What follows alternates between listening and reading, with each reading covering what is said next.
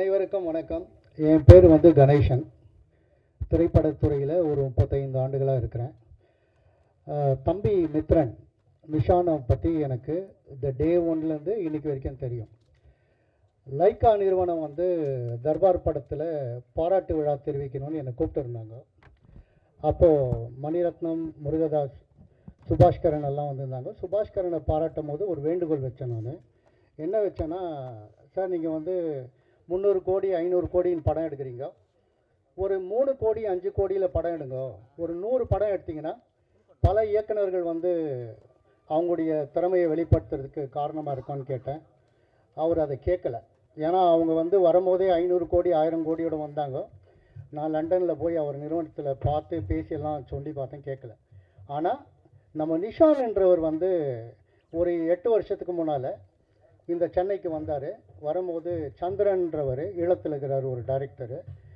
எனக்கு வந்து இனம் சார்ந்து மொழி சார்ந்து நான் முதல் எடுத்த படம் வந்து போர்க்களத்தில் ஒரு பூ. அந்த படம் வந்து இந்தியாவில் தடை பண்ணிட்டாங்க, இளையராஜா இசை. 10 ஆண்டுகள் தடைக்கு பிறகு அந்த படம் இப்போ தான் நீதிமன்றத்தில் வென்றிருக்கு. இந்த சமயத்தில் நிஷான் வந்து இந்த மாதிரி, அதாவது வரும்போது உங்களுக்கு எல்லாருக்கும் தெரியும், புலம்பெயர் தேசத்திலேருந்து வர ஈழத்தமிழர்கள் முக்கியமாக இனம் பற்று. ஏன்னா எனக்கு ஒரே ஒரு தலைவர் தான் உலகத்தில், மேதகு வேலுப்பிள்ளை பிரபாகரன் அவர்கள். அவர் வழியில் வந்த இனத்தில் வந்தவர் தான் இந்த நம்ம நிஷான் அவர். நிஷான் வந்து எல்லாருமே புலம்பெயர் தேசத்துலேருந்து இங்கே படம் தயாரிக்க வருவாங்க, நிறைய பணத்தை கொண்டு வருவாங்க. ஆனால் யாருமே சக்ஸஸ்ஃபுல்லாக போனது கிடையாது. காரணம் வந்து பல காரணங்கள் இருக்குது. இங்கே இருக்கிற இயக்குநர்கள், இங்கே வந்து முக்கியமாக பேரரசை பற்றி எனக்கு சொல்லணும், அவரை பற்றி நான் முக்கியமாக சொல்லணும். போர்க்களத்தில் ஒரு பூ படத்துக்கு இசை வெளியீட்டுக்கு வந்திருந்தார். அப்போ பேசினார். அவர்கிட்ட ஒரு முறை தான் பேசியிருக்கிறேன். வேலு பிரபாகரன்ற இயக்குனர் உங்கள் எல்லாருக்கும் தெரியும். அவர் சொன்னார், நான் பார்த்ததில் 10.5 மாத தங்கம் வந்து பேரரசு. பேரரசு வந்து முதலமைச்சருக்கே வந்து, அதாவது திருப்பாச்சின்ற படம் வந்து பார்த்தீங்கன்னா நாங்கள்லாம் மிரண்டு போயிருக்கிறோம். அந்த கதை அவர் இயக்குனது அண்ணன் தங்கை பாசம் மட்டும் இல்லாமல் ஆக்ஷன் படத்தை எப்படி கொடுக்கணும், அதுக்கு எப்படி வசனம், அதோடைய பாடல்கள் ஒரு பிரம்மாண்டமான, அதாவது தலையை வெட்டாமல் கையை வெட்டாமல் காலை வெட்டாமல் ரத்தம் பேரலெல்லாம் கொட்டாமல் ஒரு அழகான ஒரு திரைப்படத்தை எடுத்தார். அந்த படம் வந்து எந்த அளவுக்கு வந்து விஜய் அவர்களுக்கு வந்து ஒரு பெரிய இதை கொடுத்தது. அதுக்கப்புறம் சிவகாசி தொடர்ந்து பல படங்கள் பண்ணியிருந்தார். அவர் எனக்கு ஒரு இன்ஸ்பிரேஷன். அதே மாதிரி அண்ணன் சுப்பிரமணிய சிவா வந்து புழல் சிறையில் நானும் அவரும் இருந்தோம். அவர் வந்து ஒரு 10.5 மாத தங்கம். அதை தாண்டி இப்போ நிஷானுக்கு என்ன சொல்ல வரேன்னா, சரி நான் வந்து மித்ரன் தான் கூப்பிடுவோம். நாங்கள் அவர் பேர் மித்ரன் தான் கூப்பிடுவோம், நீங்கள் துஷான்னு கூப்பிடுங்க. ஓகே. புழல் சிறையில் வந்து 2009ஆம் ஆண்டு இனப்படுகொலை நடந்த போது அன்னைக்கு பார்த்தீங்கன்னா ஒட்டுமொத்த தமிழகத்தில் கைது பண்ணவங்களே 232 பேர் தான். அதில் சுப்பிரமணிய சிவா, பாரதி ராஜா, நாங்கள் கர்நாடகத்திலேருந்து ஒரு 5 பேர் வந்திருந்தோம். 232 பேர். அந்த நிகழ்வில் தொடர்ந்து ஈழப் போராட்டத்தில் நான் வந்து சுப்பிரமணிய சிவாவை பார்க்குவேன். அவரை பேரரசெல்லாம் வந்து நான் இன்னும் பெருசாக வந்து, ஏன்னா அவங்களுடைய திறமையை வந்து அதுதான் சொன்னேங்களே, பேரலாக கையை வெட்டுறது, காலை வெட்டுறது, குத்துறது, எங்களுக்கு டெக்னாலஜி தெரியாது, எங்களுக்கு படம் எடுக்க தெரியாது, சில கற்பனையில் சில பேர் நினச்சிட்டு இருக்கிறாங்க. அது கிடையாது. ஆனால் பல வெற்றி படங்களை கொடுக்கக்கூடிய சக்தி இன்னைக்கு எங்களை மாதிரி இருக்கிற இயக்குநர்களுக்கும் இருக்குது. இதில் துஷான், நான் மித்ரன் தான் கூப்பிடுவேன் தம்பியை. தம்பி வந்து சின்ன சின்ன ஸ்டெப்பாக எடுத்து வந்தார். அதாவது படிப்படியாக வரும்போது நான் கூட நினச்சேன், காலி ஆகிட்டு எல்லாம் போயிடுவாங்க, 1 வருஷம் இருப்பாங்க, 2 வருஷம் இருப்பாங்க. தமிழ்நாட்டில் சில இயக்குநர்கள், நான் எல்லாரையும் சொல்ல, சில இயக்குநர்கள் புலம்பெயர் தேசத்தில் பணத்தோடு வந்தாங்களோ அவங்களை ஏமாற்றி காலி பண்ணி துண்டகானம் துணியகானம் ஓட வச்சுடுவாங்க. அந்த மாதிரி பல இயக்குநர்கள் நான் கண்ணில் பார்த்துருக்குறேன். ஆனால் துஷாந்த் தம்பி மித்ரன் எடுத்து வச்ச படி பார்த்தீங்கன்னா சின்ன சின்ன படி. இன்றைக்கி வந்து மறண்டு போகிற மாதிரி இங்கே ஒரு ஃபெஸ்டிவல் நடத்தி, எனக்கு ஆச்சரியம். நான் பெங்களூரில் பிறந்தவன், தமிழகத்துக்கு வந்து ஒரு 40 வருஷமாக ட்ராவல் பண்ணுறேன். எப்படி இவர் வந்து ஒரு இவ்வளோ பெரிய விஷயத்தை இவ்வளோ பேரை கூட்டி இந்த மாதிரி ஒரு நிகழ்வு நடத்துகிறாருன்னா கண்டிப்பாக அவருடைய படிகள் வந்து நல்லா இருக்குது. அந்த படிகள் மூலமாக அவர் அடுத்த படம் எடுப்பார். உங்களுக்கு எல்லாருக்கும் வாய்ப்பு கொடுக்கறதுக்கான ஒரு இதை நிலைக்கிற ஒரு விஷயத்தை கொண்டு வராரு. அதே மாதிரி மைக்ரோ பட்ஜெட்டில் யாராவது சப்ஜெக்ட் வச்சுருந்தீங்கன்னா நான் ப்ரொடியூஸ் பண்ணுறதுக்கு தயார். யாரை வேணாலும் என்னை காண்டாக்ட் பண்ணலாம், என்னுடைய நம்பர்லாம் கொடுக்குறேன். மைக்ரோ பட்ஜெட் நான் வந்து லாஸ்ட்டு இப்போ 2021 பண்ணது ஸ்டேட் அவார்டு வந்திருக்கு என் படம் மனிதம். அதே மாதிரி அமெரிக்கன் அரசாங்கத்துக்கிட்ட விருது பெற்ற ஒரே இயக்குனர் இந்தியாவில் நான் தான். நீங்கள் கூகுளில் போய் பார்த்தா செக் பண்ணிக்கலாம். நான் தம்பியை வாழ்த்துறேன், பாராட்டுறேன். உங்களை மாதிரி வந்திருக்கிற இயக்குநர்கள் எல்லாம் நீங்கள் வந்து ஜெயிக்கிறதுக்கு என்ன வழி அப்படின்றத உங்களுக்கு ஏதாவது டிப்ஸ் வேணும்னா என்னை கேளுங்க. நான் ப்ரொடியூஸ் பண்ணுறதுக்கும் தயாராக இருக்கிறேன், உங்களுக்கு அசிஸ்டன்ட் டைரக்டராக ஒர்க் பண்ணுறதுக்கும் தயாராக இருக்கிறேன். எனக்கு ஒரு பைசா சம்பளம் இல்லாமல் யாருக்கு வேணாலும் உழைக்க தயாராக இருக்கிறேன். நீங்கள் யார் வேணாலும் வரலாம், நான் நிற்பேன். தம்பி நல்லா வரணும், அவருக்கு வாழ்த்துக்கள், மகிழ்ச்சி, எல்லாருக்கும் நன்றி. கொஞ்சம் தாமதமாகிடுச்சு, அதுக்கு அவருடைய சார்பாக நான் வந்து சாரி கேட்டுக்கிறேன். ஒரு 12 ஏதோ போட்டிருந்தாங்க. சுப்பிரமணியன் சிவானந்தான் ஏதோ ஒரு படத்துக்கு போகிறதுக்காக டிக்கெட் எடுத்து வச்சிருக்காரு. தம்பி போக முடியுமாடான்னு கேட்டார். தெரிலனே, எப்படி போகுதுன்னு தெரில. முதல்ல வந்து இதில் வந்து ஃபஸ்ட்டு பிறந்தநாள் வாழ்த்துக்கள் சொல்லிடலாம் தலைவருக்கு.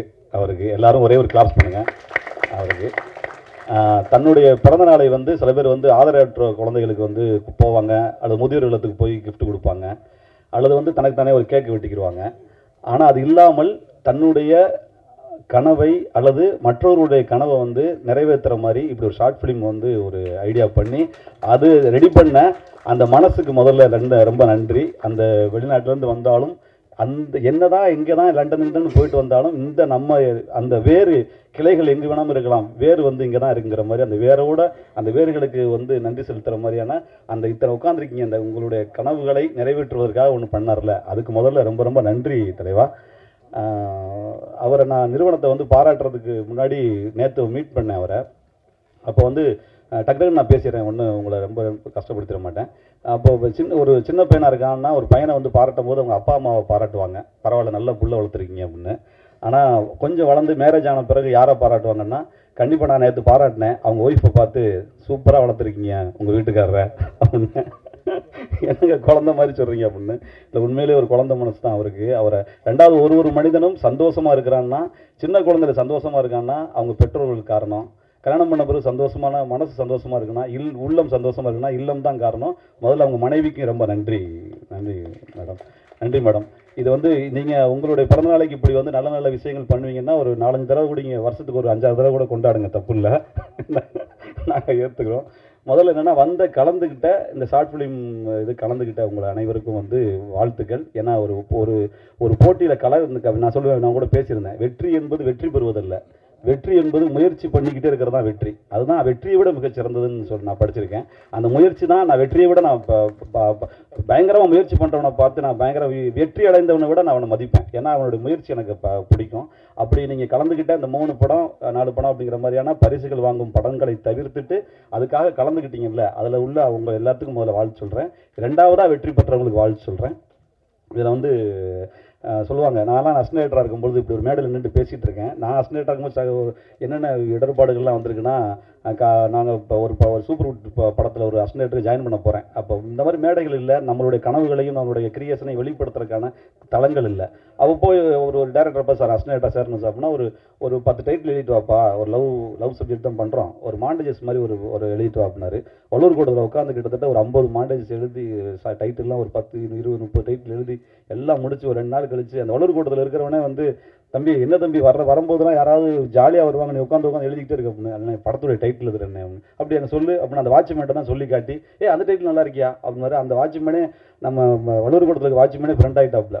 அந்த மாதிரி ஆகி கொண்டு போய் கொடுக்கறதுக்காக போனால் சவுத்ரி சார் இப்போ அவங்க அந்த கம்பெனி இருக்க படம் வந்து இப்போதான்ப்பா 2 நாளைக்கு முன்னாடி ஷூட்டிங் போனாங்க அப்படின்னாங்க. ஐயோ ஷூட்டிங்கே போயிட்டாங்களா அப்படின்னு. அப்போ அந்த டைட்டிலையும் மாண்டேஜஸையும் வச்சுக்கிட்டு அலைஞ்சிட்டு இன்னொரு நாள் போனால் ஷூட்டிங் அங்கே போயிருக்கான், ஏஆர்எஸ் கார்டன் போ அப்படின்னா. ஏஆர்எஸ் கார்டன் போட்டால் அங்கே போனால் ஷூட்டிங்கே இல்லை, என்னாச்சு அப்படின்னு. இல்லை இன்னைக்கு கொஞ்சம் டேட் ப்ராப்ளத்தினால ஆஃபீஸ் இருக்காங்க அப்படின்னா. ஆஃபீஸுக்கு வந்தோம்னா இப்படி அலைஞ்சு நாங்கள் ஒரு அசிஸ்டன்ட் ஆகிறதுக்காகவே நாங்கள் வந்து அது கஷ்டம்னு சொல்ல முடியாது, விருப்பப்பட்ட விஷயத்தை உழைக்கிறதுக்காக அப்படி தெரிந்த காலகட்டத்தை தாண்டி இப்போ இருக்கிற இளைஞர்கள் வந்து இப்படி ஒரு மேடை இருக்குது பாருங்களேன், அந்த மாதிரி மேடைகள் கிடைக்கிறதுக்கு நீங்களாம் கொடுத்து வச்சுருக்கணும். அதுக்கு முதல்ல நம்மளாம் சந்தோஷமான ஒரு இதை வந்து பெறணும். நல்லபடியாக உங்களுடைய எல்லா ஷார்ட் ஃபிலிமும் நல்லா வரணும். தலைவா கலக்குங்க. இந்த மேடைக்கு வந்து இன்னொரு விஷயம், மிகப்பெரிய வலிமையான மேடைகளில் இருக்கிற பேரரசு அண்ணன் மாதிரி இருக்கட்டும், நம்ம சுப்பிரமணிய சிவா அண்ணன் மாதிரி இருக்கட்டும், அவங்க மிக எளிமையான எங்கே கூப்பிட்டாலும் வந்து அந்த மனம் நோகாமல் மனிதர்களுக்காக வர்ற உங்களுக்கு ரொம்ப நன்றி அண்ணே. சிவாங்க ரொம்ப நன்றிண்ணே. பேரரசு சார் உங்களுக்கு ரொம்ப நன்றி சார். ஏன்னா நிறைய இடங்கள்ல நான் வந்து பார்த்துருக்கேன், எல்லாத்துக்குள்ளேயும் வந்து பெரியவங்க சின்னவங்கன்னு எப்படி நம்ம பார்க்குற மாதிரியான ஒரு சின்ன ஒரு வேறுபாடு இருக்கும். ஆனால் ஒரு வேறுபாடும் இல்லாமல் பேரரசு அண்ணன் வந்து யார் அழைத்தாலும் அந்த அன்பு, அந்த வாடா தம்பி பண்ணுறான் தம்பி அப்படின்னு சொல்கிற அந்த குணம் இருக்கிற பேர் அண்ணன், ரொம்ப தேங்க்ஸ்ண்ணே. சிவானனுக்கு ரொம்ப நன்றி, வந்த அனைவர்களுக்கும் ரொம்ப நன்றி. நன்றி, வணக்கம். அவர் இந்த மாதிரி ஒரு ஷார்ட் ஃபிலிம் எடுத்துகிட்டு வந்ததுக்கு நிறைய இளைஞர்களுக்கு இது நல்ல ஒரு பிளாட்ஃபார்ம், கண்டிப்பாக யூஸ் பண்ணிங்க. அப்புறம் வெற்றி விழா பார்ப்போம், லேட் பண்ணுவானா. Okay, thank you for. மற்றும் அண்ணன் சுப்பிரமணியம் சுரா அவர்கள் மற்றும் நண்பர்கள் முல்லை, முருகானந்தம், அத்தனை பேருக்கும் வணக்கம். நண்பர் துஷாந்த் அவர்களுக்கு என்னுடைய மனமார்ந்த வாழ்த்துக்கள். முருகானந்தம் நானும் சேர்ந்து ஒரு படம் நடித்தோம். அந்த படத்தில் பார்த்தீங்கன்னா என்னோடய டைலாக்கும் சேர்த்து அவரே பேசிடுவார். இன்றைக்கி அப்படி தான் நான் யோசிச்சு வச்சது எல்லாத்தையும் அவரே பேசிட்டார். துஷாந்த் அவர்கள் வந்து எனக்கு 4 வருஷத்துக்கு முன்னாடி பழக்கம். எப்படின்னா, ஒரு படத்தில் அவர் தயாரித்து அவரே ஹீரோவாக நடித்த ஒரு படத்தில் நானும் நடிச்சிருந்தேன். சீரியல் மாதிரி எனக்கு வந்து மாதம் 5 நாள் ஷூட் வரும். கிட்டத்தட்ட 6 மாதம் ஷூட் பண்ணாங்க. அது ரொம்ப நல்லா வந்தது. ஒரு கதைக்கு என்ன தேவையோ அந்த தேவைக்கேற்ப செலவு பண்ணக்கூடிய ஒரு அற்புதமான ஒரு தயாரிப்பாளர் அவர். இலங்கையில் பிறந்து லண்டனில் போய் சம்பாதிச்சுட்டு நமக்காக இங்கே செலவு பண்ண வந்திருக்காரு. ஒரு அற்புதமான மனுஷன், ஒரு அற்புதமான தயாரிப்பாளர் நமக்கு தமிழ் சினிமா கிடச்சிருக்காங்க அப்படின்னு உறுதியாக சொல்லலாம். இந்த ஒரு சின்ன கேப்புக்கு அப்புறம் இப்போ பார்க்குறேன், திடீர்னு ஒரு ஆஃபீஸு டங்ஸ்டன் இன்டர்நேஷ்னல் ஒரு ஆஃபீஸ் போட்டார். கூப்பிட்டு லெக் பீஸோட பிரியாணிக்கு போட்டார். அப்போயே நினச்சேன் கண்டிப்பாக வந்து மிகப்பெரிய ஒரு விஷயம் பண்ண போகிறாரு அப்படின்னு.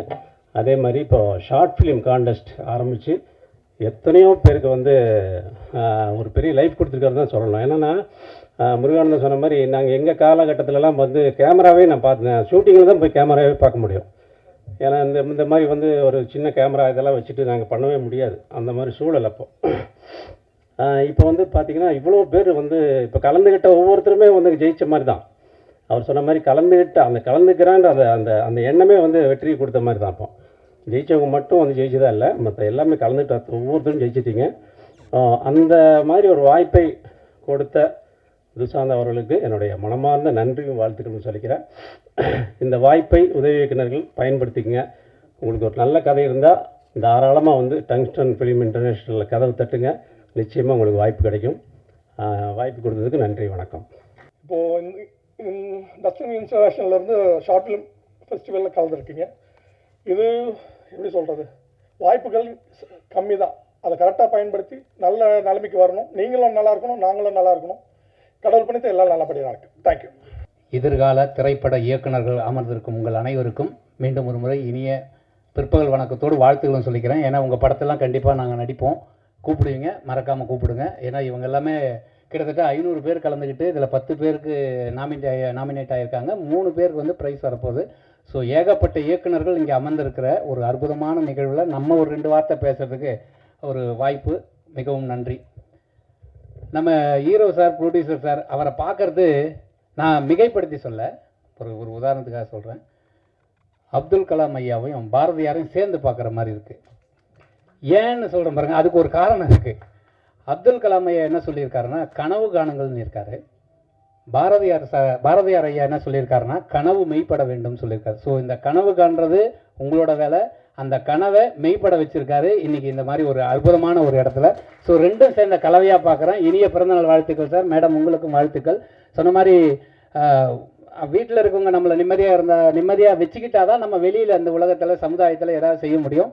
அதுபோல் இருக்கிறதுனால தான் இவ்வளோ சிறப்பாக படமும் பண்ணியிருக்கீங்க, ப்ரொடியூசராகவும் ஆயிருக்கீங்க, பெரிய கம்பெனி ஆரம்பிச்சிருக்கீங்க, பல பேருக்கு வாய்ப்புகள் தரீங்க, மனமார்ந்த வாழ்த்துக்கள். அவரை பற்றி இன்னும் ஒரு 2 வார்த்தை பாட்டாக சொன்னால் நீங்கள் யாரும் கோச்சிக்க மாட்டீங்கன்னு நினைக்கிறேன். நான் எங்கே போனாலும் பாட்டு பாடிடுறாங்க இப்போ கேட்டுருவேன். அதனால் 2 லைன். இவர் வந்து எம்மதமும் சம்மதம் அப்படின்ற மாதிரி தான் இவர்.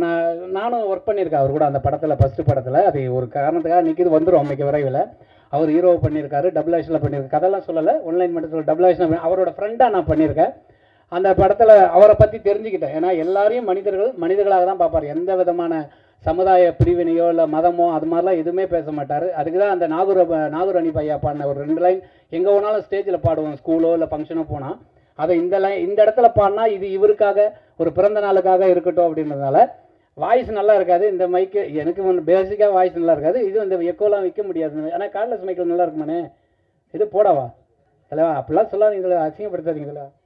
கங்கை அமரன் சார் எழுதின பாடல், இளையராஜா சார் மியூசிக்கில் நாகூர் அனிபாயா பாடல்.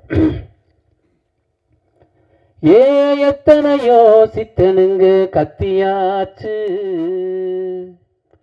கத்தி கத்தி தொண்ட தண்ணி வத்தியாச்சு, மொத்தமாக சொன்னதுதான் போரலையா.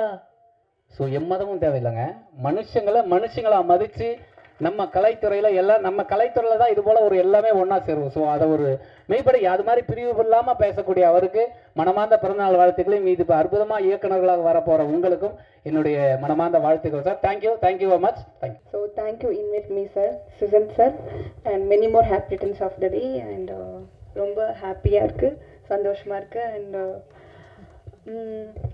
நிறைய பேருக்கு ஹார்ட் ஒர்க் பண்ணவங்களுக்கும் அண்ட் அவார்ட்ஸ் வாங்க போகிறவங்களுக்குமே கங்க்ராச்சுலேஷன். அதுக்கப்புறம் இந்த ஈவெண்ட் நல்லபடியாக பண்ண எல்லாருக்குமே ஒரு கிளாப் பண்ணிவிடுங்க, இது அவங்க பண்ணதுக்கு. Thank you so much. First of all, I would like to wish you many more happy returns of the day. வந்திருக்க மீடியாவுக்கு ரொம்ப நன்றி. Actually, I'm not from Tamil Nadu, so please bear my Tamil. So yes, என் பேர் ஷாமில் ரத்ராஜ். நான் ஏற்கனவே 5-6 படம் பண்ணியிருக்கேன் and எல்லாமே தமிழில் தான். ஸோ இங்கே இன்னைக்கு கூப்பிட்றதுக்கு ரொம்ப ரொம்ப நன்றி. I'm always grateful for calling me here today. And congratulations those who are going to receive the award, and again congratulations to the sir for this much success, and I wish you more good luck and success. Looking forward for more works. Thank you so much. அந்த ஒரு சிறப்புமிக்க நாள். தமிழக முதல்வர் எங்கள் விஜய், உங்கள் விஜய் அவர்களுக்கு இன்று பிறந்த நாள். ஆக்சுவலி இது குழந்தைக்கெல்லாம் முதல் பிறந்த நாள்னு கொண்டாடுவாங்க. முதலமைச்சருக்கு இது முதல் பிறந்த நாள். நடிகராக நிறைய பிறந்தநாள் பார்த்தாரு, முதலமைச்சராக முதல் பிறந்த நாள். அதுவும் நம்ம கலை உலகைச் சேர்ந்தவர், சினிமா துறையில் உச்சத்தில் இருந்தவர். அவருடைய பிறந்த நாளைக்கு கலை உலகமே, கலைஞர் சார்பாக, சினிமாத்துறை சார்பாக, உங்கள் அனைவரும் சார்பாக அவருக்கு பிறந்தநாள் வாழ்த்துக்களை தெரிவித்துக் கொள்கிறேன். அவரோட பிறந்தநாள்லேயே நம்ம சுஷாந்துக்கும் பிறந்த நாள், அதுவே சிறப்பு. ஆமாம், ஒரு பெரிய ஆளோட பிறந்தநாள் நம்மளும் பிறந்திருக்கோம்ல, அதுவும் சிறப்பு. விஜய் சாரை பொறுத்த வரைக்கும் அவரோட கதை சொல்லி ஓகே ஆனதுக்கப்புறம் கால் ஷீட்டு கேட்கும்போது 3 கண்டிஷன் போடுவார். 1, சண்டே ஷூட்டிங் வைக்கக்கூடாது. 2, டேயில் 6 மணிக்கு மேலே ஷூட்டிங் வைக்கக்கூடாது.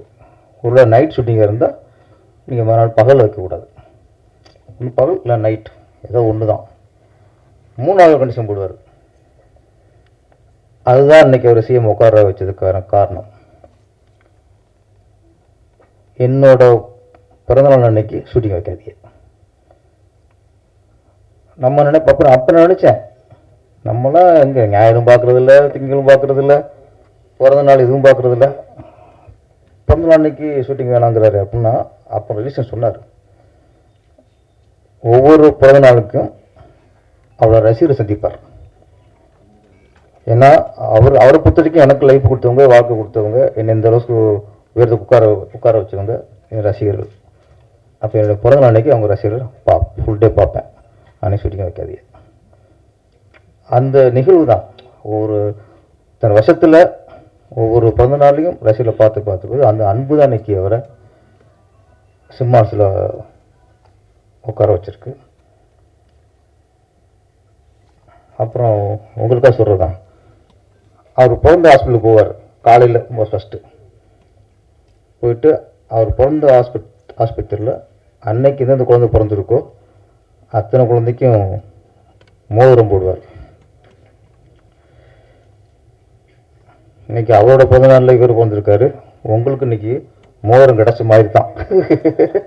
ஏன்னா கிடைச்ச மாதிரி நீங்கள் சந்தோஷப்பட்டுக்குங்க. இந்த நெயில் வந்து மோதிரம் தான்.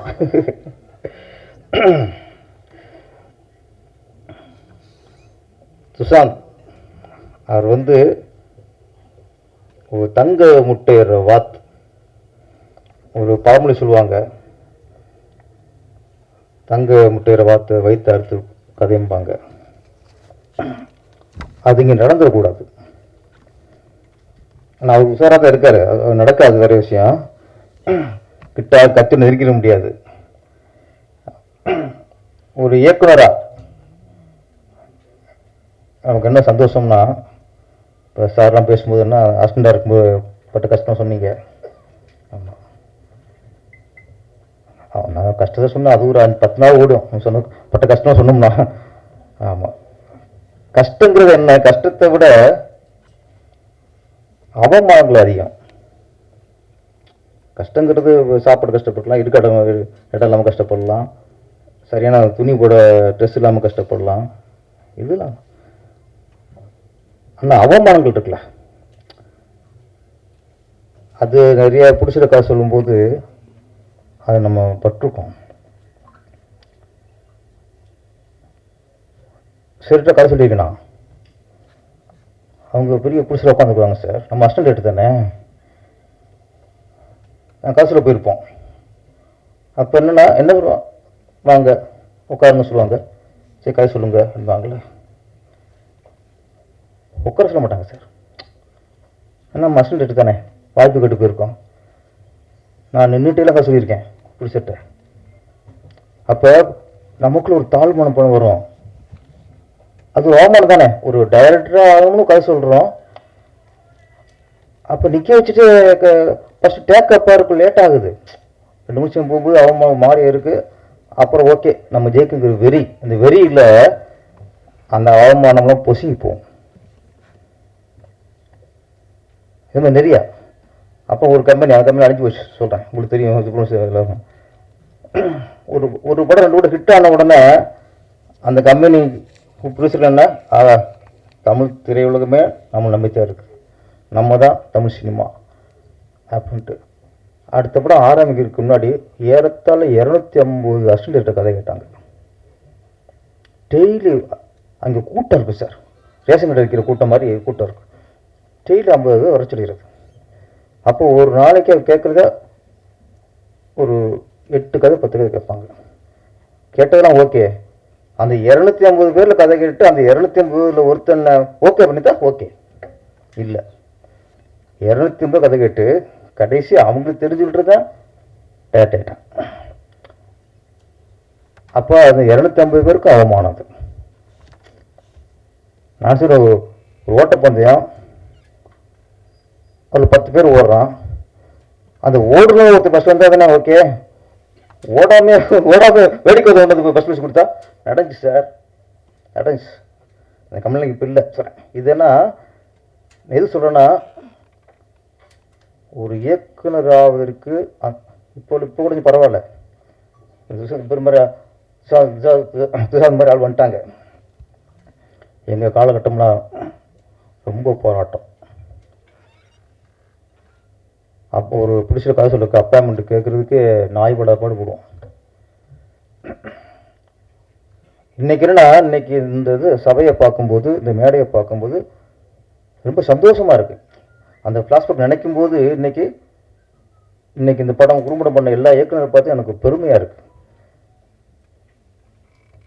சுஷாந்த் அவர் திறமையான இளைஞர்களை, திறமையான உதவி இயக்குநர்களை கண்டறிந்து அவர்களை இயக்குனர் ஆக்கணுங்கிற ஒரு நல்ல முடிவோடு வந்திருக்கிறார். அதுக்கு முதல்ல பாராட்டுக்கள். அதில் இன்னொரு ஒரு நிறைய பிடிச்சி வராங்க, சின்ன பிடிச்சி நிறைய பேர் வராங்க. அதில் நிறைய பேர் நம்மளுக்கு படம் பண்ணி கடைசியாக அவங்க படுற இதெல்லாம் பார்க்கும்போது கஷ்டமாயிருது. ஏன்னா ஒரு ஆர்வத்தில் வந்துடுறாங்க. படம் பண்ணி முடிக்கும்போதே தெரியும் சினிமா பற்றி ஆரம்பிக்கும் தெரியும்ல. படம் முடிக்கும்போதே சினிமா பற்றி தெரியுது. அப்போ தான் ஏண்டா வந்தோம், ஏண்டா படத்தை ஆரம்பித்தோம், இதில் இவ்வளோ பிரச்சனை இருக்கா, அப்படி நொந்து சுண்ணாம்பாகி அதுக்கப்புறம் படம் எடுக்க மாட்டேன் சொல்லலை, படமே பார்க்க மாட்டேங்கிறாங்க. அந்தளவுக்கு அவனுக்கு வந்துடுவாங்க. துஷாந்தை பொறுத்த வரைக்கும் அவர் தெளிவாக இருக்கார், சினிமா பற்றி நல்லா தெரிஞ்சிருக்காரு, நுணுக்கமாக தெரிஞ்சுட்டு தான் உள்ள இறங்குறாரு. ஏன்னா அவர் பிகினிங் போகிற கண்டிஷன்ஸ் ஆழம் பார்த்து காலை விடும்பாங்கள்ல, இவர் டப்பும் உள்ளே குதிக்கல சார். நிறைய பேர் ஆழந்தனையாக குதிச்சு கொடுத்தா மூச்சு தண்ணிடுறாங்க, வெளியே வர முடியாமல் உள்ளே மூழ்க முடியாமல் தவிச்சுறாங்க. இவர் தெளிவாக இருக்கார். அவர் சொல்கிறது என்ன, இதுதான் பட்ஜெட், இந்த பட்ஜெட்டுக்கு தகுந்த கதையை சொல்லுங்கள். அப்போ அவருக்கு தெரியுது இந்த பட்ஜெட்டுக்குள்ளே எடுத்தால் எப்படியும் நம்ம தப்பிச்சிடலாம், ஏதோ ஒரு வகை பிஸ்னஸ் பண்ணி தப்பிச்சிடலாம். அப்படியே அந்த காசு வரலையா இவர் மூழ்கிட மாட்டார். அது வந்து ஒரு அதில் தெளிவாக இருக்கார். அது பெருசாக ஒரு பாதிப்பு உண்டாக்காது. அப்போ நம்மளை பாதிப்பு உண்டாக்காத வகையில் ஒரு ப்ராஜெக்டுக்குள்ளே அவர் இறங்குறாரு. யார் கதை சொல்ல வந்தாலும் இது பட்ஜெட், இதுக்குள்ளே கதை சொல்லுங்கிறாரு. இன்னொன்று, அந்த பட்ஜெட்டை மீறி படமும் பண்ணிட முடியாது, அதில் தெளிவாக இருக்கார். ஆளும் கரெக்டாக வச்சுருக்காரு, என்னென்ன யாராருக்கு என்ன சம்பளங்கம்லாம் எல்லாம். அதனால் சொல்கிறேன், துஷாந்த் பொறுத்த வரைக்கும் இந்த புதுசாக வர தயாரிப்பாளர் இருக்காங்கள, அவங்களுக்கெல்லாம் உதாரணமாக விளங்குறார். அதை நான் ரொம்ப வரவேற்கிறேன். ஏன்னா இவங்கெல்லாம் ஒரு படம் தயாரித்து அதை ஹிட்டு கொடுத்துட்டா அதுக்கு தொடர்ந்து 10 படம் பண்ணுவாங்க. இப்போ வர புடிச்சர்லாம் ஈசல் மார்க் தான், ஈசல் வாழ்க்கை தான். அன்னைக்கு மேலே ஒரு நாள் மேலே வந்துட்டு அன்னைக்கே முடிஞ்சுது. இன்னைக்கு 100 படங்களில் 80 ப்ரொடியூசர்ஸ், ஒரு நாள் முதல்வர் மாதிரி ஒரு பட தயாரிப்பாளர், அவ்வளோதான் முடிச்சு. அப்புறம் வர்றதுக்கு வாய்ப்பே இல்லை, வரமாட்டாங்க. பண இழப்பு உள்ள சுப்பிரமணிய சார், பண இழப்பு மட்டும் இல்லை, மன உளைச்சல் இருக்குல்ல. ஒரு 3 கோடி 4 கோடி போயிடுது, அது கூட அவங்களுக்கு இல்லை. ஆனால் இதுக்குள்ளே எவன் எங்கெங்கே ஏமாத்தானு தெரிய மாட்டேங்குது. படம் சொல்லுங்க, படம் முடியும் போது தான் இவன் இவ்வளோ அடிச்சிட்டான், இவன் இவ்வளோ அடிச்சிட்டான், இவன் இவ்வளோ ஏமாத்திட்டான், இவன் இப்படி பண்ணிட்டான். அங்கே தான் புலம்புறான். நிறைய பஞ்சாயத்து பார்க்குறோம், 2 கோடி சொல்லிட்டு 4 கோடி ஆயிடுது, அது கூட பிரச்சனை இல்லை. நம்மளும் அவங்க கழுத்துறாங்க, நம்மளும் கழுத்துறான். அந்த மன உளைச்சலை கலைஞராகி நம்ம ஒரு இயக்குநர்களோ இல்லை ஆர்ட் டைரக்டரோ கேமராமேனோ காஸ்டியூமரோ மேனேஜரோ இவங்க ஒரு பிடிச்சிருக்கு கொடுத்துடக்கூடாது. ஒன்று தான், சினிமா மாதிரி ஒரு தொழில் எதுவுமே இல்லை, அற்புதமான தொழில். இங்கே டைரக்டர்லேருந்து கேமராமேன்லேருந்து ஆர்ட் டைரக்டர்லேருந்து தயாரிப்பாளராக இருக்கட்டும், மேனேஜராக இருக்கட்டும், தியேட்டர் ஓனர்லேருந்து டிக்கெட் கிளிக்கிறாங்கல்ல, அவங்க வரைக்கும் நேர்மையாக இருந்தால் எந்த தயாரிப்பாளருக்கும் லாஸ் இல்லை சார். ஆனால் 100 பேரில் நேர்மையாக இருக்கிறது தான் இன்னைக்கு சவாலாக இருக்கும். ஒருத்தர் நேர்மையாக இருந்தானா அவனை பைத்தியக்காரன் நினைக்கிறாங்க, இன்னும் பிழைக்க தெரியாதுங்கிறாங்க. யார் நேர்மையான காலத்தில் பிழைக்க தெரியாதுன்னு பேர் ஒன்று கொடுத்துறாங்க. அவன் 4 வருஷத்தில் சொல்ல நம்ம தப்பாக இருக்குமோ அப்படின்னு அவனும் மாறிடான்.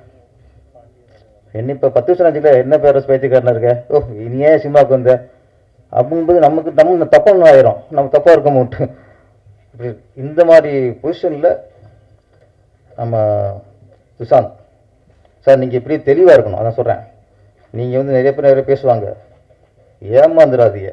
முதல்ல தயவுசெய்து புகழ்ச்சிக்கு அடிமையாயிராதீங்க. நான் கேட்குறதா, என்ன போனாலும் சரி, உங்களை பற்றி உங்களுக்கு தெரியும்,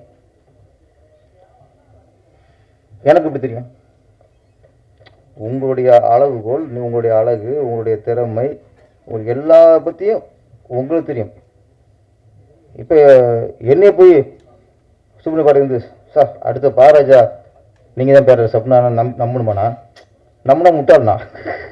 என்னோட அளவு எனக்கு தெரியும், எனக்கு இதுதான் நம்ம ரேஞ்சு. இவர் நான் பாரராஜாங்கிற அடுத்த பாலச்சந்தர் அப்படின்னா நம்ம நம்பிட்டு வச்சிங்களேன், நாங்கள் காலி. அப்போ ஒவ்வொருத்தனுடைய சுபாவமும் அவனுடைய திறமை அவனுடைய அளவுகோல் எல்லாருக்கும் நமக்கு தெரியும் சார். நம்ம அதை அதோட மறுக்குது மனசு. ஒருத்தன் போகுது பேசும்போது அதை அளவிட மனசு மறந்து அது மயங்கிடுது. அப்படி மயங்கிறதா மிகப்பெரிய ஆபத்து சினிமாவில். சுஷாந்த் அவர்கள், நான் ஏன் சொன்னா தெளிவாக இருக்கா சொல்கிறேன், தெளிவாக இல்லாட்ட சொன்னு வச்சுக்கல அவங்க கோவம் வந்துடும், இந்த ஆளு என்னையா போட்டு சொல்லிக்கிறேன்ட்டு. இவருடைய உங்களை பற்றி உண்மையை சொல்லிக்கிறேன். அதில் ஒரு தெளிவாக இருக்கார். இப்போ நிறைய குறும்படங்கள் நான் சொல்கிறேன். அதுக்கு என்னன்னா எத்தனை திறமைசாலிகள். ஃபஸ்ட்டு இன்னைக்கு குறும்படம் தான் இன்னைக்கு சினிமாவுடைய அஸ்திவாரம். ஒரு காலத்தில் யார்கிட்ட ஒர்க் பண்ணீங்க? பாரதிட்ட ஒர்க் பண்ணேன், கதை கேட்டுருவாங்க. அவன் பாக்கியராஜர்கிட்ட ஆர்வம் ஒர்க் பண்ணியிருக்கேன், உடனே அப்பாயின்மெண்ட் கிடச்சிடும். அப்போ விசிட்டிங் கார்டுங்கிறது நம்ம எந்த டேரக்டரில் ஒர்க் பண்ணோம், அதுவும் அது வெற்றி படத்தில் ஒர்க் பண்ணிக்கணும். நம்ம வந்து பெரிய டேரக்டரையே பெரிய ஃப்ளாப்பாக இருக்கும், அது சொன்னு வச்சுங்களேன், இவன் போய் தான் கெடுத்துட்டான் போல இருக்குமாங்க. ஆனால் இன்னைக்கு விசிட்டிங் கார்டுங்கிறது எந்த டேரக்டர் ஒர்க் பண்ணோம், எத்தனை வருஷம் ஒர்க் பண்ணோம், இன்னார் டேரக்டர் பையனா, இன்னார் ஹீரோட பையனா, எதுவுமே இல்லை. இன்னைக்கு சினிமாவோட மூலதனம் விசிட்டிங் கார்டு, அஸ்திவாரம், குறும்படம். நீங்கள் ஒரு நல்ல குறும்படத்தை எடுத்து ஒரு 20 நிமிஷமோ 1/2 மணி நேரமோ இது ஒரு நல்ல குறும்படத்தை எடுத்துகிட்டு ஒரு தயாரிப்பாளர்கிட்ட போயிட்டு, சார் நான் எடுத்த குறும்படம் இதை பாருங்கள் சார் அப்படின்னு கொடுத்தீங்கன்னா அதை பார்த்துட்டு ஜட்ஜ் பண்ணிடுவாங்க. ஓகே, இவனுக்கு திறமை இருக்குது, நல்லா விஷுவல் பண்ணியிருக்காப்புல, நல்ல ஷார்ட்ஸ் வச்சுருக்காப்புல, நல்ல மேக்கிங் இருக்குது, திறமைசாலி, டைலாக் கட்டாடு இருக்காப்புல, ஆர்டிஸ்ட் நல்ல வேலை வாங்கியிருக்காப்புலங்கிறது என்ன ஒரு 20 நிமிஷம் குறும்படத்தில் இன்றைக்கி கண்டுபிடிச்சிட்டான் இன்றைக்கி. அப்போ இன்றைக்கி வந்து நீங்கள் வந்து எத்தனை வருஷம் சர்வீஸ், நாங்கள் 8 வருஷம் சினிமாவில் இருந்திருக்கேன், 10 வருஷம் இருந்திருக்கேன், இந்த டேரக்டர் இருந்திருக்கேன், அது எதுவுமே தேவையில்லை. உங்களுக்கு கிடைச்ச மிகப்பெரிய வாய்ப்பு குறும்படம் இயக்குறதுக்கு. அதுக்கு போட்டி வச்சு அதுக்கு பரிசீலித்து அங்கீகாரம் கொடுக்குறாருல சுஷாந்த், நீங்கள் 100 பிடிச்சிருக்கு சாமி சார்.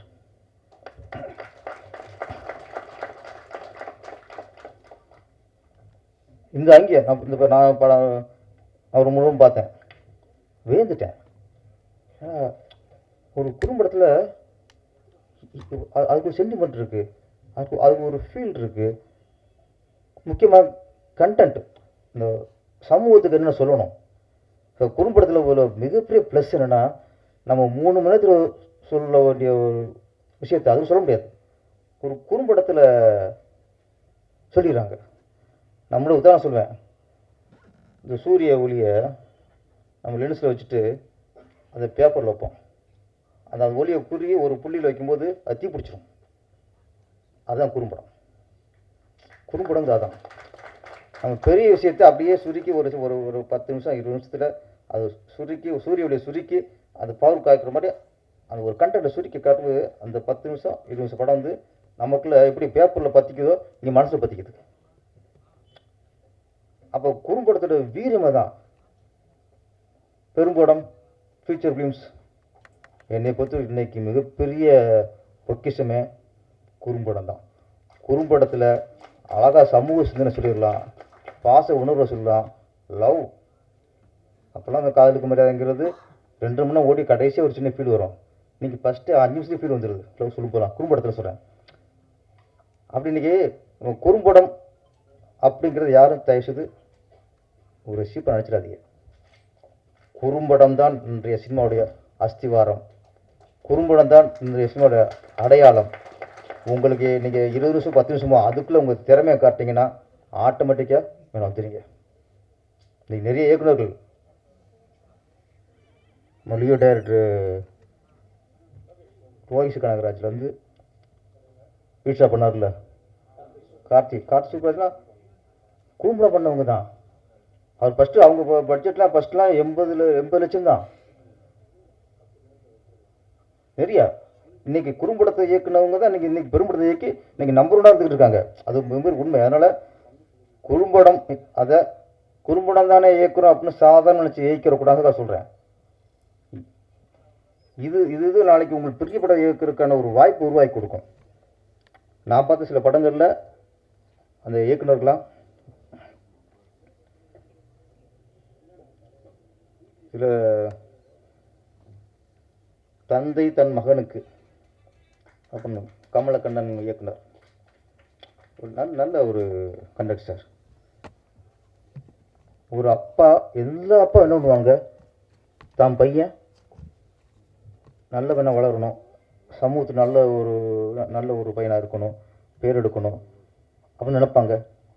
அப்போ எந்த பொண்ணு தன் பையன் கெட்டு பொண்ணு அடித்து வளர்க்கவே மாட்டான். அப்போ ஒரு அப்பா எப்படி இருக்கணும்னா அந்த பையனுக்கு உதாரணமாக இருக்கணும். அந்த பையனுக்கு முன்னாடி நீ தண்ணி அடிக்கக்கூடாது, அந்த பையனுக்கு முன்னாடி நீ தம் அடிக்கக்கூடாது, தான் பையனுக்கு முன்னாடி ஒய்ஃபிட்ட சண்டை போட்டு சீப்பறக்கூடாது. அப்போது உன் பையன் நல்லா இருக்கணும்னா நீ அவனுக்கு முன்னாடி நல்லா இருக்கணும். தான் சார் எப்படி கண்டுட்டு ஒரு area Srinath Kannan making super. ஒரு டேரக்டருக்கு வாழ்த்துக்கள். எனக்கு அந்த இதாக வந்திருக்காருல ஸ்ரீநாத் கண்ணன் சூப்பர் சார். சின்ன கண்ணன் தான். அந்த இளமையில் வாலிப விதத்தில் ஒரு சின்ன கோவம் வரும். ஒரு கோவம் எந்த அளவுக்கு ஒரு மனுஷன் அடிச்சிருது. நம்ம டிராஃபிக்கில் ஒரு சும்மா பைக் இடிச்சிருவான், அவ்வளோதான். இறங்கி அவனை கட்டை திட்டி அவன் கட்டை திட்டி அவ்வளோ சண்டை, கொலை பண்ணுறதுக்கும் சண்டை போகும்.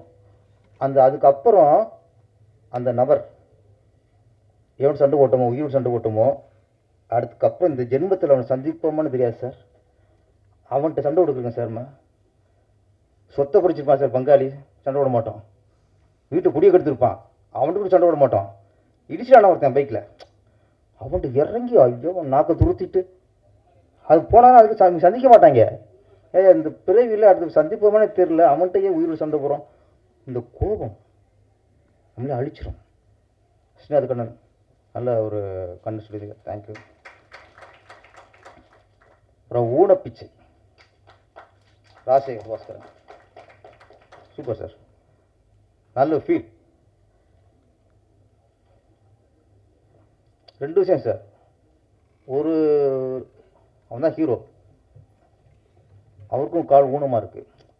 நம்ம ஊனமாக இருந்தாலும் உழைச்சி தான் சம்பாதிக்கணும். ஒருத்தன் தான் ஊனத்தை பிச்சை எடுக்க பயன்படுத்துகிற ஒருத்தன். அப்போ ஊனமாக பிறந்தது தப்பு இல்லை, அந்த ஊனத்தை வச்சுட்டு நான் என்ன முடிவு எடுக்கிறோம், எப்படி வாழ்கிறோங்கிறது தான் முக்கியம்.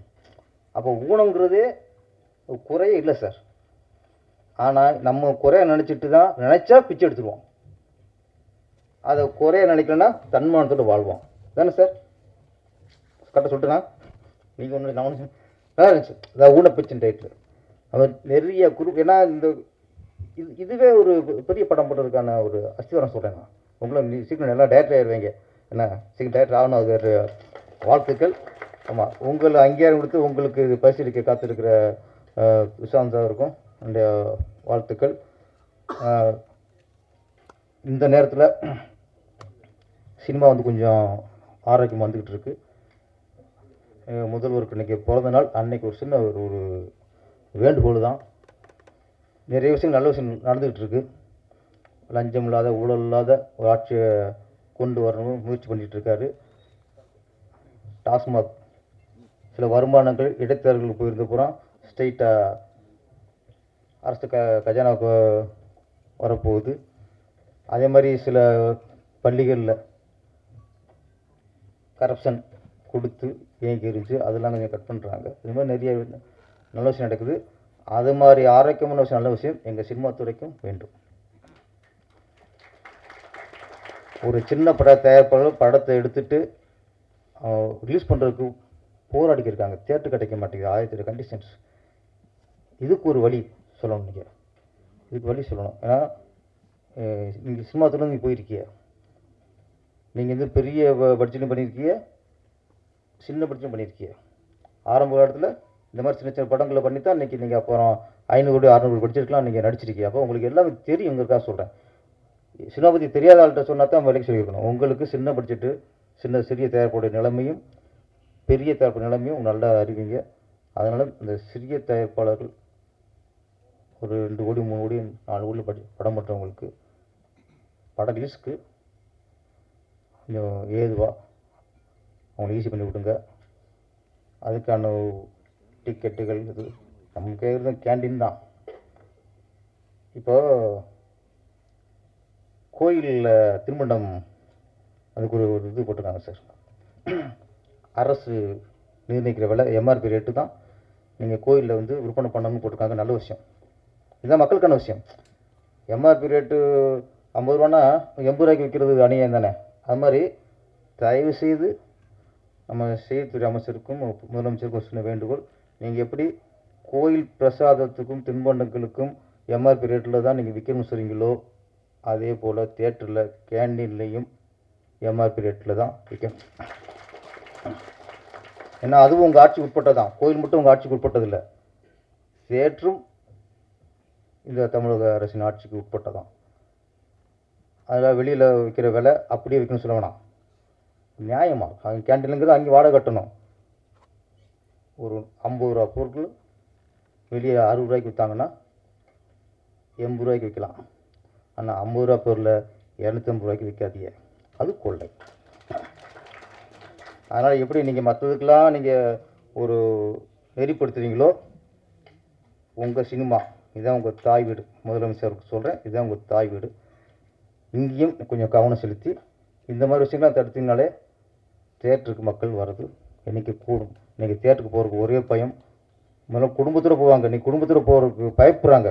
ஏன்னா குழந்தைய கூட்டி போகணும். அதில் படம் எப்படி இருக்கோ அதில் இல்லை கேண்டில் வாங்கி கொடுத்து வச்சுக்கல அவ்வளோதான். படம் காவியமாக கூட இருக்கட்டும், அது நம்மளுக்கு ஆர்த்திக்கிறோம். அதனால் குடும்பத்தோடு நாங்கள் பார்க்கணும்னா இந்த டிக்கெட்டுகளோட பிரச்சனை கேண்டீன் வழியை கட்டுப்படுத்தணும். சுஷாந்த் அவர்கள் சீக்கிரம் படங்களை ஆரம்பிங்க. ஆனால் நான் சொல்கிறது தான், ஒரு பட்ஜெட்டை படம் ஆரம்பிக்க முன்னாடி டேபிள்லேயே கண்ட்ரோல் பண்ணுங்கள்.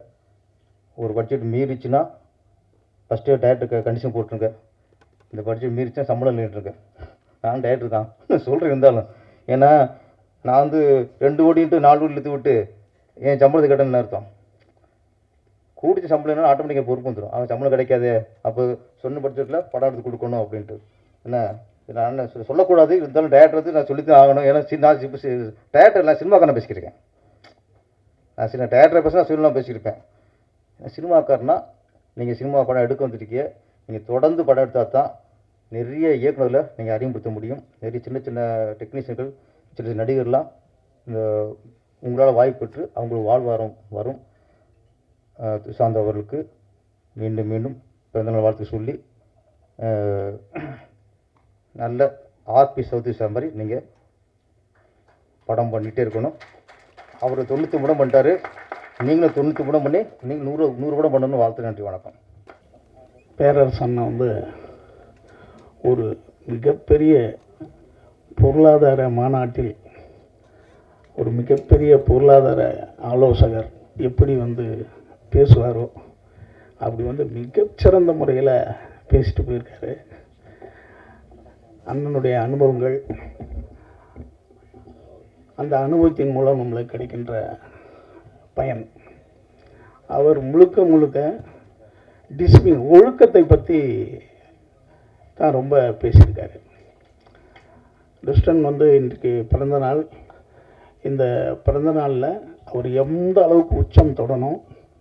ஏன்னா சௌத்ரி சார் தான் அவருக்கு, அதாவது காட்ஃபாதர் அண்ணனுக்கு. அதனால் அவரை உதாரணமாக. அடுத்தது இன்னொன்று, அதிக புதிய இயக்குநர்களை அறிமுகப்படுத்தினது உலகத்திலேயே சௌத்ரி சார் தான் அதிகம். உலகத்திலேயே அவர் தான் அதிக இயக்குநர்களை அறிமுகப்படுத்தியிருக்காரு. அதில் ஒரு மிகப்பெரிய வெற்றி இயக்குனராக அண்ணன் பேரரசு வந்தாங்க. அதான் உங்களுக்கு துஷங்க சொல்கிறார். அடுத்தது இந்த உங்களுடைய பிறந்த நாளில் இந்த குறும்படம் விழா நடத்துகிறீங்க. இதை ஒவ்வொரு வருஷமும் நீங்கள் நடத்துங்க. உங்களுடைய பிறந்தநாள் வந்து ஒரு குறும்பட நாளாகவே இருக்கட்டும்.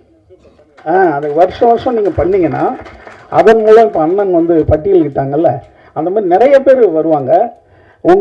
அதாவது இப்போ வந்து ஆசிரியர்கள் தினம், தந்தையர் தினம், அன்னையர் தினம்ன்ற மாதிரி உங்கள் பிறந்தநாள் வந்து குறும்பட தினமாக இருக்கட்டுமே. அது ஒரு ஒரு ஒரு ஒரு உதாரணமாக இருக்கும்ல ஒரு உலகத்திற்கு. நல்லது தானே, ஏதாவது நிறைய பேருக்கு நல்லது தானே நம்ம பண்ணுறோம். ஏன்னா அண்ணன் வந்து இந்த திரைப்படத்துறையில் ஏன் அவ்வளோ வந்து ஒழுக்கத்தை பற்றி பேசுகிறாங்கன்னா, இங்கே வந்து சில விஷயங்கள் சாதாரணமாக கிடைக்கும். ஏன்னா வாய்ப்பு தேடுறவன் வந்து அந்த வாய்ப்புக்காக சிலதை இழக்கிறதுக்கு ரெடியாக இருப்பான். அதை இங்கே பயன்படுத்திக்கிறதுக்கு நிறைய பேர் ரெடியாக இருப்பாங்க. அதுதான் இந்த சிக்கல்களுக்கெல்லாம் இங்கே காரணம், உளவியல் சிக்கல்களுக்கெல்லாம் காரணம். அதை இழக்கிறதுக்கு அவன் ரெடியாக இருக்கான். ஏன்னா வாய்ப்புக்காக அதை பயன்படுத்திக்கிறது மகா தப்பு. ஆனால் அது வந்து கெட்ட பிறகு தான் அவனுக்கு தெரியும். அதனால் அதை தான் அண்ணன் வந்து டிசிப்ளினை பற்றி ரொம்ப சொல்லிக்கிட்டே இருக்காரு. மகாபாரதத்தில் ஒரு அருமையான இடம் இருக்குது, டிசிப்ளின் எப்படி இருக்கணுன்றதுக்கு. சீதையை வந்து ராவணன் தூக்கிட்டு போயிடுவான். தூக்கிட்டு போகும்போது சீதை வந்து போகிற வழியெல்லாம் ஒவ்வொரு நகையாக கழட்டி போட்டுக்கிட்டு போயிட்டே இருப்பாங்க. ஏன்னா யாராவது தேடி வரும்போது நான் எங்கே இருக்கேன் அப்படின்றத கண்டுபிடிக்கணும் அப்படின்றதுக்காக ஒவ்வொரு நகையாக அவங்க போட்டே போவாங்க. ஆனால் காட்டுக்கு போனவங்க எப்படி நகை வச்சுருக்கீங்கன்னு சொன்னாங்க கேட்காதீங்க, அது ஒரு தனி கதை. அது எப்படி அவங்கள்ட்ட நகை வந்ததுன்ட்டு. இப்போ அதே மாதிரி தேடி போகிறாங்க, சில நகைகள் கிடைக்குது. அதை கொண்டு வந்து ராமன்கிட்ட கேட்குறாங்க, இது உங்களுடைய மனைவியினுடைய நகையாக பாருங்க, ஏன்னா அந்த பக்கமாக தான் அந்த நகையெல்லாம் கிடக்குது, அப்போ அந்த பக்கம் தேடிட்டு போனால் அவங்கள கண்டுபிடிச்சிடலான்ட்டு ராமன்கிட்ட கேட்கும்போது ராமன் சொல்கிறான், நான் அதை பார்க்கவே மாட்டேன், ஏன்னா என்னால் தாங்க முடியல. ஐயோ, அது ஒருவேளை அதுவாக இருந்துச்சுன்னா அல்லது அது இல்லாமல் இருந்தா அதனால லட்சுமணன்கிட்ட காட்டுன்றாங்க. இப்போ அந்த நகைகளை லட்சுமணன்கிட்ட காட்டுறாங்க. இதுதான் இங்கே தான் நீங்கள் எடுத்துக்க வேண்டிய இடம். ஒரு கழுத்தில் இருக்கின்ற ஒரு செயினை காட்டுறாங்க, இது உங்கள் அண்ணி நகையான்னு. அவன் தெரியலன்றான். அடுத்தது கையில் இங்கே போடுற ஒரு நகை இருக்கு, அதை காட்டுறாங்க, தெரியலன்றாங்க. அடுத்தது இடுப்பு பகுதியில் போடுற ஒரு நகை காட்டுறாங்க, இது தெரியலன்றான். ஆனால் காலில் இருக்கின்ற மெட்டியை காட்டுறாங்க, காட்டின இது எங்க அண்ணி இதுன்றான். ஏனென்றால் அவன் அண்ணியை தான் தாய் போல காலை மட்டும்தான் அவன் பார்த்திருக்கான், பார்த்திருப்பான், ஆனால் கவனிச்சிருக்க மாட்டான் எதையும். ஆனால் காலில் உள்ள மெட்டியை கவனிச்சுக்கிட்டே இருந்திருக்கான். அதுதான் டிசிப்ளின். அப்படி ஒழுக்கத்தினுடைய உயர்வை ஒரு மனிதன் இருக்கும்போது அவன் வந்து மிகப்பெரிய உதாரணம் ஆயிடுறான். அதுதான் அண்ணன் இளவரசன், அது அண்ணன் பேரரசன் சொன்னது. அதே போல இந்த குறும்படத்தினுடைய நண்பர்கள்லாம் சொன்னாங்க, வைரமுத்து வந்து ஒரு வாசனை எழுதியிருக்காரு, கண்ணியை கொஞ்ச தேவை மறைமுகம், கப்பல் ஒடுங்க தேவை துறைமுகம், ஒரு மனிதன் உயர்வதற்கு தேவை நல்ல மனிதனின் அறிமுகம்னாரு. அதனால இப்போ துஷ்டான் வந்து உங்களுக்கு நல்ல ஒரு மனிதனாக அறிமுகமாக இருக்காரு. அவர் மூலமாக நீங்கள் மிகப்பெரிய வெற்றி அடையணும். வெற்றி அடைந்த பிறகும் அவர் நினச்சிக்கிட்டே இருக்கணும். இப்போ அண்ணன் பேரரசு சொன்னாங்க பாருங்க, விஜய் சொன்னார் முதல் படம் கொடுத்து இயக்குனரை, அடுத்து வந்து சௌத்ரி சார் சொன்னார். ஏன்னா நன்றி வந்து மிகச்சிறந்த ஒரு ஆயுதம் உங்களுடைய உயர்வுக்கு. நன்றியை மறந்த யாருமே சரிக்கிடுவாங்க, ரொம்ப உயர்த்தல் போகிறது ரொம்ப கஷ்டமாக இருக்கும். அதையும் நீங்கள் எடுத்துக்கணும். ஏன்னா ஒரு மனிதன் நம்மளுடைய கதையை மட்டுமே நம்பி நம்மளுக்கு ஒரு வாய்ப்பு தரான் இல்லையா, அவனை வாழ்நாள் பூரா நம்ம மறக்கவே கூடாது. அது ஒன்று. அடுத்தது இங்கே குறும்படம் எடுக்கிறதுக்கு சில பேர் வந்திருப்பீங்க. ஒரு குறும்படம் பண்ண சொன்னாங்க, அதாவது இந்த குவிலன்ஸ் வச்சு எரிய வைக்கிற ஒரு கதை. நான் என்ன சொல்கிறேன், எப்படி ஒரு திருக்குறள் மாதிரி இருக்கணும் இல்லையா, அதுக்காக சொல்கிறேன்.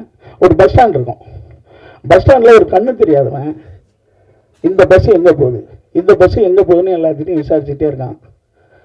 ஒருத்தவங்க சொல்லிக்கிட்டே இருக்காங்க. கடைசியாக ஒரு இடத்துல இதான் என் ஒரு வேலூருக்கு போகிற பஸ்ஸுன்னு நின்றுறான்.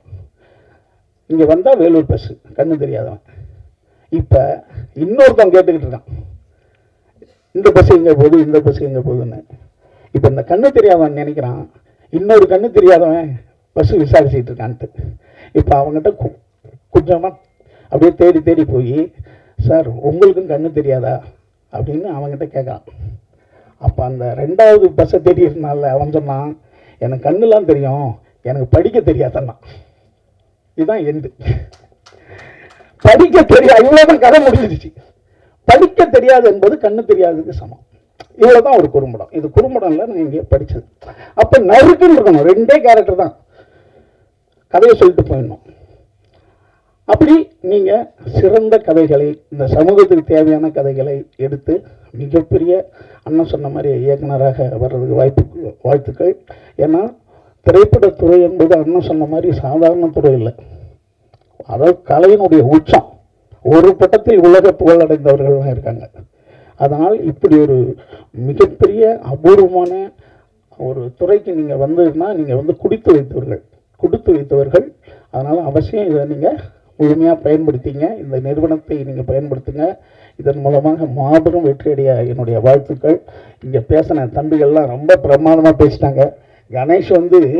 கணேஷெல்லாம் ஒரு கூச்சமுள்ள ஒரு தம்பியாக பார்ப்பேன். ரொம்ப அருமையாக பேசினார். அதே மாதிரி நம்ம தம்பிங்க வந்து அதாவது எல்லாருமே அசத்துறாங்க. ஒருத்தர் பாட்டெல்லாம் பாடி பிரமாதப்படுத்திட்டாங்க. உண்மையுமே நீங்கள் மிகச்சிறந்த மனிதர் சார். ஏன்னா இவ்வளோ பேர் உங்களை ஒன்றுபட வாழ்த்துறாங்கன்னா நீங்கள் ரொம்ப சிறந்த மனிதராக இருக்கிறீங்க. இது இப்படியே இருக்கட்டும், உங்களால் பல பேர் உயரட்டும். வாழ்க, வாழ்த்துக்கள், நன்றி.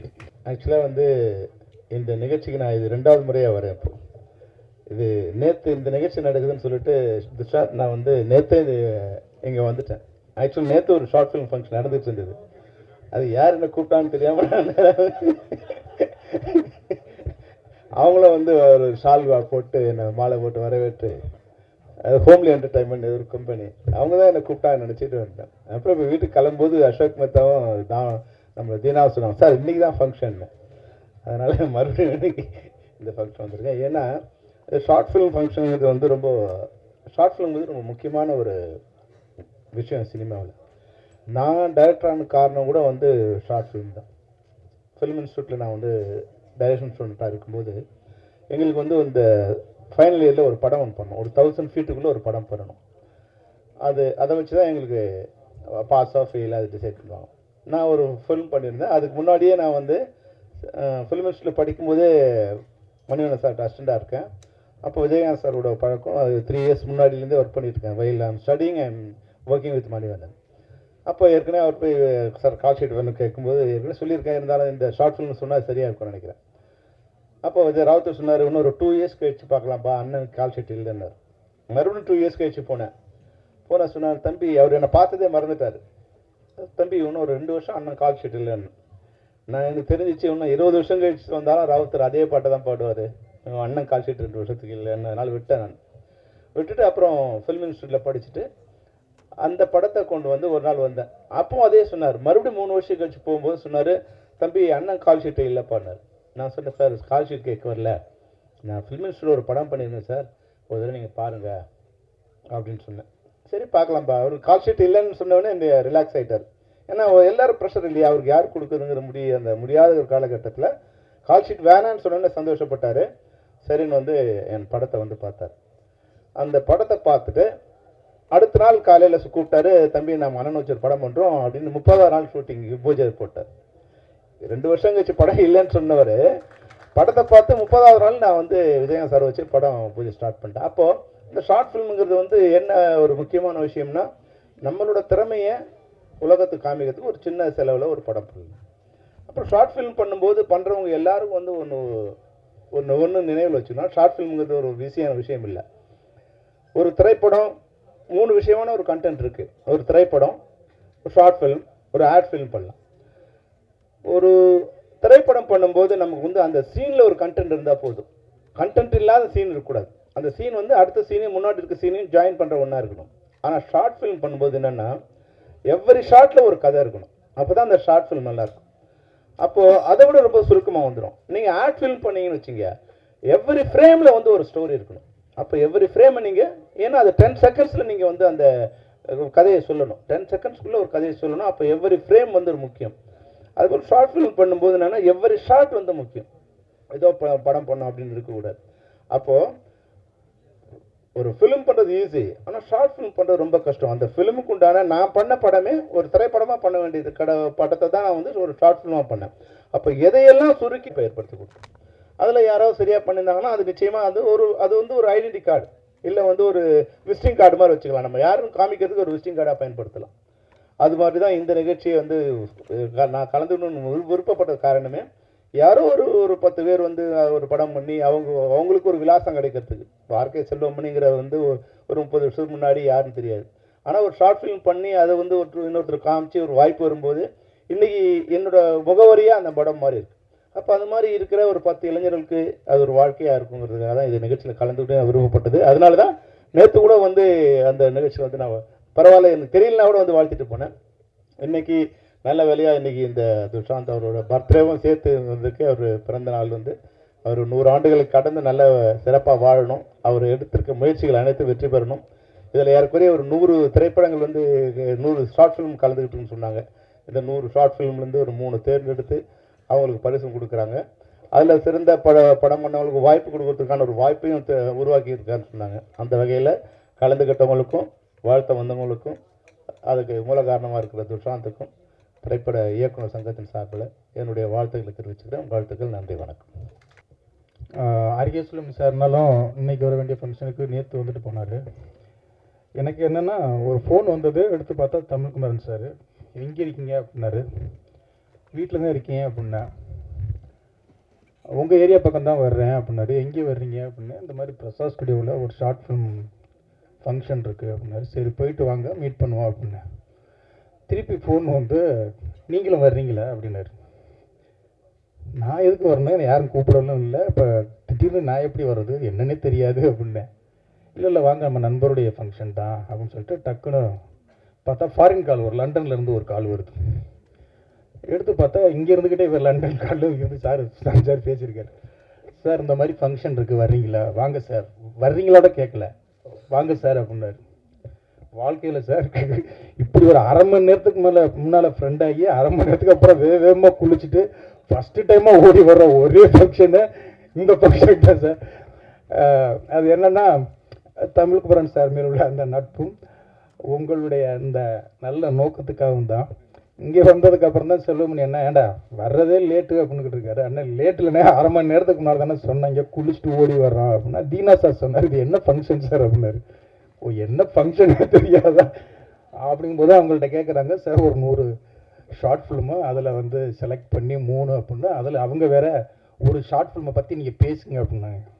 ஷார்ட் ஃபிலிமு பொதுவாக பேசிடுறேன் அப்படின்னு. அதனால் இது என்ன ஃபங்க்ஷன், எப்படிப்பட்ட ஃபங்க்ஷன், இதில் எப்படி பண்ணியிருக்கீங்க எதுவுமே தெரியாமல் உங்களை வாழ்த்த வந்த ஒரு ஆளில் நானும் ஒரு ஆள்.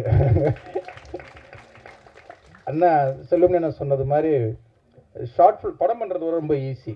ஏன்னா ஒரு 2 மணி நேரம் 2.5 மணி நேரம் 3 மணி நேரம் எவ்வளோ டைம் எடுத்துக்கலாம் ஒரு ஃபீச்சர் ஃபிலிம் எடுக்கிறதுக்கு.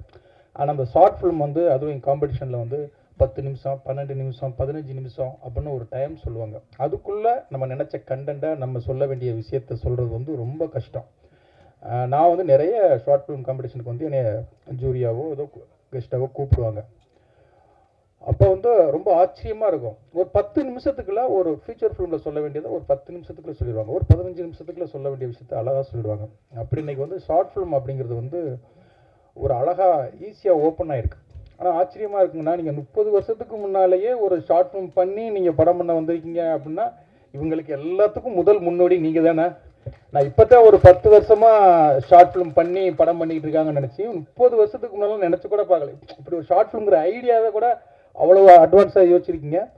அதனால் இன்றைக்கி சினிமாவுக்கு வர்றதுக்கு வந்து இந்த ஷார்ட் ஃபிலிம் அப்படிங்கிறது வந்து ரொம்ப ஈஸியாக இருக்குது. நாங்கள்லாம் முதல் அசிஸ்டன்ட் டைரக்டர் ஆகிறதுக்கே அவ்வளோ கஷ்டமாக இருக்கும். போய் ஆஃபீஸ்லேயே நிற்போம், விஷ் பண்ணுவோம். அசிஸ்டன்ட் டைரக்டர் பக்கத்தில் விட மாட்டாங்க, அசோசியேட் டைரக்டர் நெருங்கவே விட மாட்டாங்க.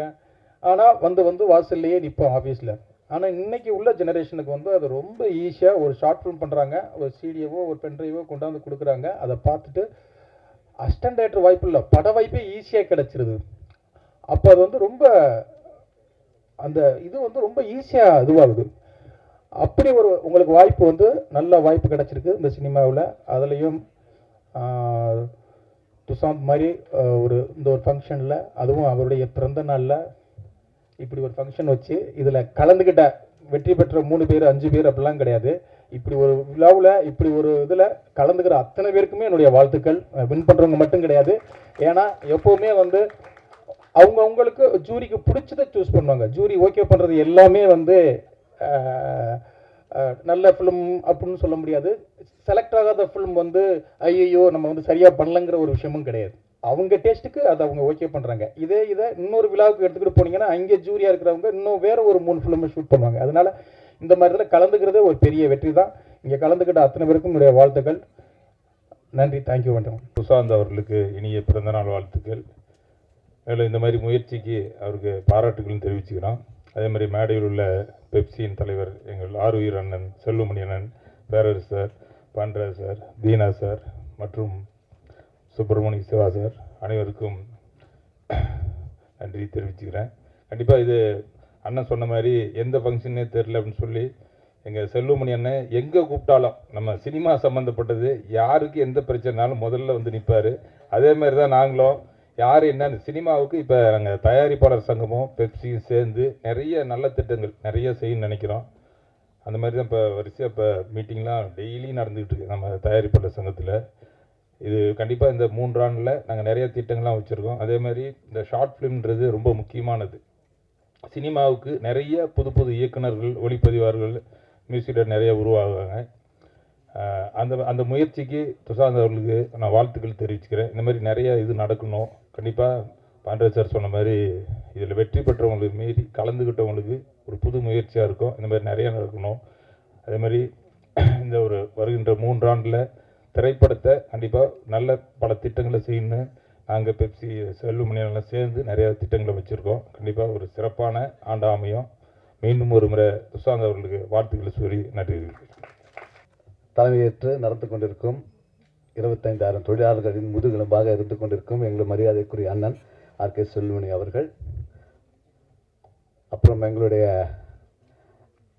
ரொம்ப பிரியமான தயாரிப்பாளர் சங்கத்தின் தலைவர் தமிழ்குமரன் அவர்களுக்கும், பிரியமான டைரக்டர் 2 பேர் இருக்காங்க, அவங்க அதுவருக்கும் என்னுடைய வணக்கத்தை சொல்லி, இது என்னுடைய லைஃப்பில் நடந்த சில விஷயத்தை மட்டும் நான் பகிர்ந்துக்கிறேன்.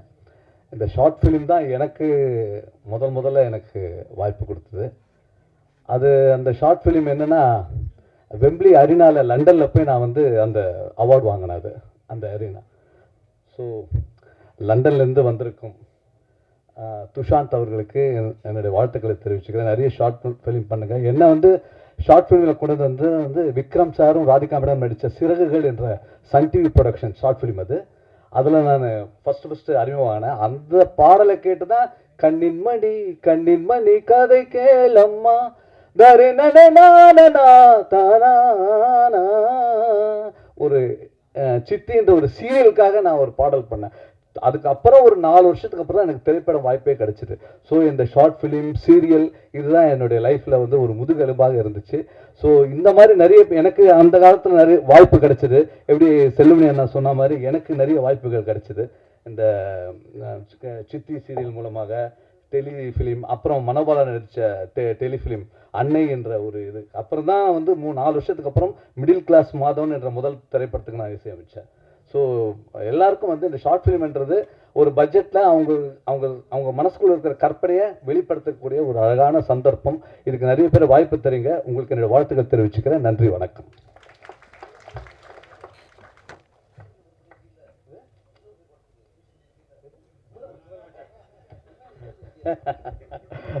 ஸோ இன்னைக்கு நம்ம முதல்வர் ஐயா, ஆனரபிள் சீஃப் மினிஸ்டர் அவருடைய பிறந்தநாள் வாழ்த்துக்களை தெரிவிச்சு போனோம் எல்லாருக்கும். இதில் என்னென்னா, எனக்கு ஒரு பாக்கியம் என்னென்னா, சிஎம் சாருடைய படத்துக்கு இசையமைக்க எனக்கு அப்போது வாய்ப்பு கொடுத்தாங்க ஆர்பி சௌத்ரி சார் அண்ட் பேரரசு. அப்போது பேரரசு வந்து அவர் இன்ட்ரடியூஸ் பண்ணியிருக்காங்க. நான் 2-3 படம் பண்ணிட்டேன். ரொம்ப பெருமையாக இருக்குது. நம்மளோட ஒர்க் பண்ணவர் வந்து இன்னைக்கு சிஎம்மாட அந்த சிம்மாசனத்தில் உட்காந்து பார்க்கும்போது ஒரு பெரிய ஒரு மன திருப்தியை நமக்கு கிடைச்சிருக்கு. அதில் ஒரு பாடல், எழுதின ஒரு பாடல், நீ எந்த ஊரு நான் எந்த ஊரு முகவரி தேவையில்லை, அட உன்னை யார பெற்றிருக்க என்னை யார பெற்றிருக்க, ஆனாலும் நீ நானும் அண்ணன் தம்பிடா, ஆனாலும் நீ நானும் அண்ணன் தம்பிடா. இந்த பாடல் கேட்கும்போது ஃபர்ஸ்ட் டைம் வந்து கேட்குறாரு சிஎம் சார், வந்து கேட்குறாரு. கேட்ட உடனே ரியாக்ஷனே இல்லை, அப்படியே குவைட்டாக இருந்தார். நானும் பேரரசு 2 பேரும் பார்த்துக்குறோம். ஏன்னா பேரரசு வந்து அது வந்து டம்மியாக எனக்கு எழுதி கொடுத்த லிரிக்கு. அது வந்து டம்மியாக நம்ம ஒரு ப்ரொடியூசரும் ஹீரோவையும் வந்து ஒரு அட்ராக்ஷன் பண்ணுறதுக்காக ஒரு டம்மியான வேர்டு. அது ரொம்ப நேரம் கேட்டு யோசிச்சாரு. நல்லா இருக்க பாட்டு, வரிகள்லாம் ரொம்ப சூப்பர், இதே வரியை மெயின்டைன் பண்ணுங்க சொன்னார். ஸோ டம்மியாக எழுதின ஒரு வரிகளை அவர் மெயின்டைன் பண்ண சொன்னார். அதில் ஒரு வார்த்தை சொன்னார், நீ எந்த ஊர் நான் எந்த ஊர் முகவரி தேவையில்லை, அட உன்னை யாரோ பெற்றிருக்க என்னை யாரோ பெற்றிருக்க, ஆனாலும் நீயும் நானும் அண்ணன் தம்பிடா என்ற ஒரு வார்த்தை. இன்னைக்கு சிஎமோட மனநிலை அப்படிதான் இருக்கு. அவர் சினிமாவில் இருந்தா கூட எல்லா ஜனங்களுக்கும் அண்ணன் தம்பியா இருப்பார் என்பது இது உறுதியாயிடுச்சு. இந்த பாடலை அப்பயே 20 வருஷம் முன்னாடி அவர் எழுதிட்டாரு. அது மட்டும் இல்ல, அதுல இன்னொரு சிறப்பான ஒரு பாடல், கும்பிட போன தெய்வம் அட குறுக்கே வந்ததம்மா, பால ஊத்துடா கூல ஊத்துடா, வேண்டிக்கிட்டு சூட ஏத்துடா என்ற ஒரு பாடல். அந்த ஒரு கமர்ஷியல்ல இப்படி ஒரு பக்தி பாடல் வரும்ன்றது எனக்கு தெரியவே தெரியாது. அந்த ஒரு கமர்ஷியல இப்படி ஒரு டிவோஷனல் சாங்கை கொடுத்து இன்னைக்கு ஆடி மாசம் எந்த கோயிலுக்கு நான் போனாலும் என்ன சிறப்பு விருந்தரா அந்த ஒரு படம் அந்த ஒரு பாட்டு மூலியமாக எனக்கு நிறைய வாய்ப்புகள் வந்துட்டு இருக்குன்னு சொல்லி கொடுத்து இன்னைக்கு பிறந்தநாள் வாழ்த்துக்களை சிஎம்க்கும் நம்ம தெரிவிச்சுப்போம். நன்றி, வணக்கம்.